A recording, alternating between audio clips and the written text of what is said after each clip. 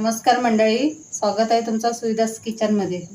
आज आपण बिनपाकाचे रव्याचे लाडू बघणार आहोत। तर ती रेसिपीला सुरुवात करूया आपण। त्याच्यासाठी मी एक वाटी दूध घेतलेलं आहे। नॉर्मल दूध आहे आपला,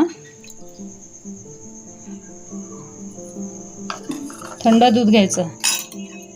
त्याच्यामध्ये एक वाटी रवा घ्यायचा।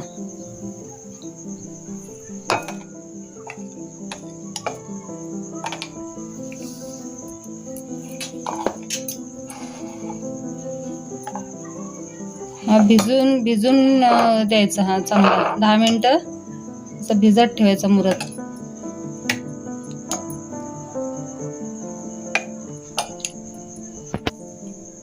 आता आपण दूध आणि रवा मिक्स करून 10 मिनिटं साईडला ठेवूया भिजायला।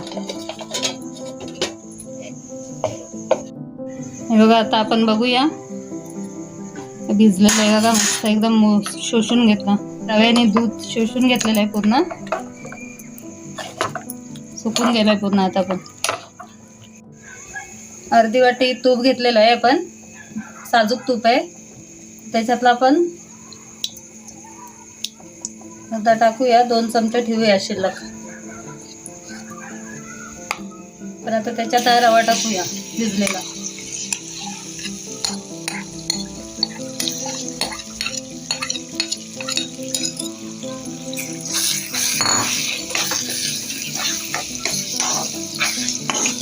आता तुपामध्ये चांगला भाजून घ्यायचा भिजलेला रवा।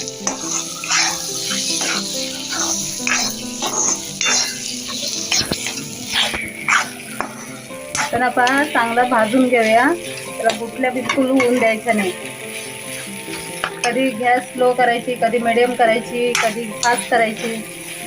स्लो गॅसवर आपल्याला भरपूर वेळ लागेल, फास्ट गॅसवरच करायचा, फास्ट मिडियम। अजिबात गुठल्या होता कामा नाही यायच्या।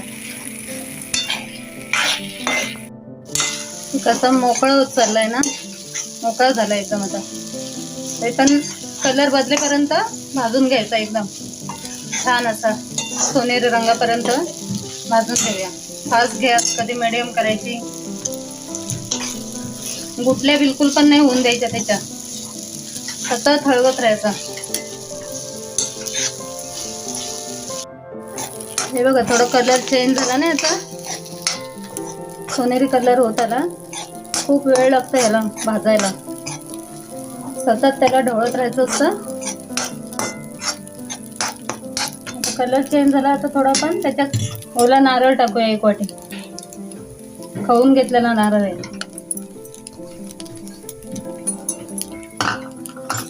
आपण पूर्ण 10 मिनिटापर्यंत 10-15 मिनिटं भाजून घ्यायचं।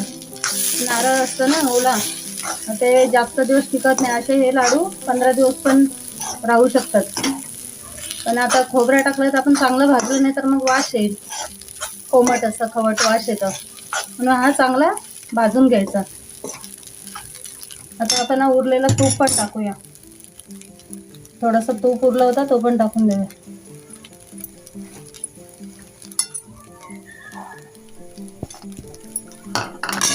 चांगलं भाजून घेऊया परत,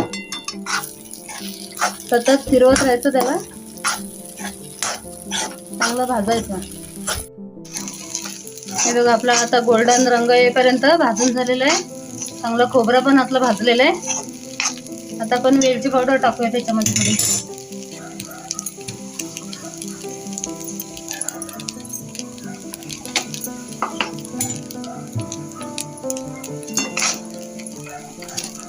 अजून थोडा परतूया, सगळं मिक्स करूया। आणि आपण याच्यात आता साखर टाकूया। कोणी कोणी गूळ पण टाकतं, मी साखर टाकणार आहे।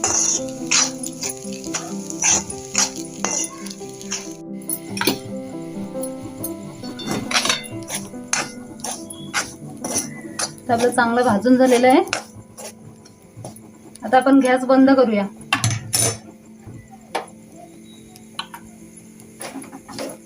बंद झाल्यावर मी साखर बारीक करून घेतलेली आहे, पिठी साखर आहे, 1 वाटी घालूया त्याच्यात। गॅस बंद केलेली आहे। गॅस चालू असताना घातली तर पूर्ण पातळ होऊन जाईल आणि कडक होईल शेवटला, लाडू आपले कडक होतील.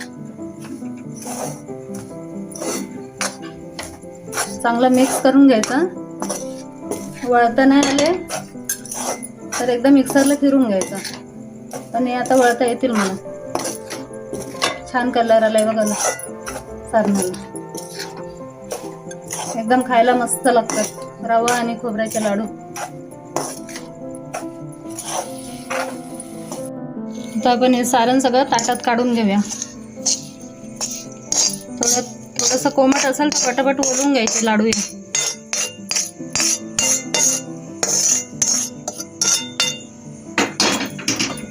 ते जास्त गरम आहे, थोडा फॅन खाली न्यायचा आणि पटापट गरम गरम वळून घ्यायचे. आता थोडं थंड झालेलं आहे, थंड म्हणजे कोमट आहे. आपण सगळं मिक्स करून लाडू वळूया. चटके लागतात हाताला माझ्या.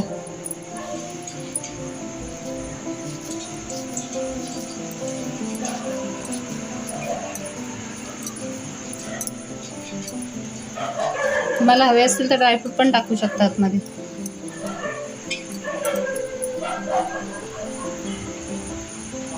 बघा सुंदर गोल आकार आलेला आहे. छान असे आपले लाडू झालेले आहेत. अशा प्रकारे सगळे लाडू वळवून घेऊया आपण.